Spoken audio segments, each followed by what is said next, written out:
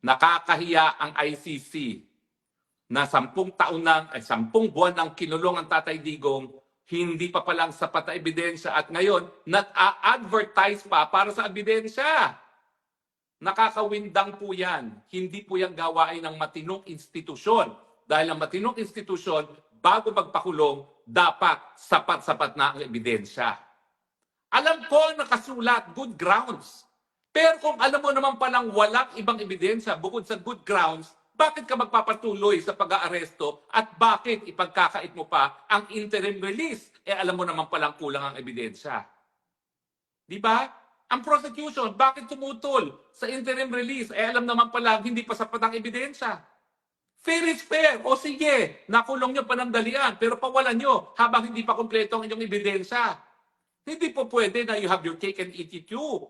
Yung wala naman palang ebidensya, tapos patuloy niyo ikukulong si Tatay Digong. Ito po ay napakalaking iskandalo. Lahat po ng tao na naniniwala sa katarungan ay talagang dapat maiskandalo. Dahil itong advertisement po para sa karagdagang ebidensya laban kay Tatay Digong ay pag-amin. Hindi sapat ang hawak na ebidensya and yet ikunulong nila si Tatay Digong. Hindi po yan makatarungan. At ako bilang isa na talagang nanindigan para sumuporta ang ibang mga bansa sa ICC na nanawagan ngayon, lahat ng mga bansa, nagkamali po ako.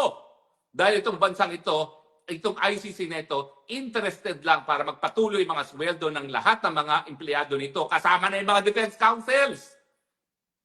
Pero hindi po sila interested sa katarungan. Dahil kung sila ay talagang nagbibigay halaga sa katarungan, hindi sila magkukulong ng tao na hindi pala sapat ang kanilang ebidensya.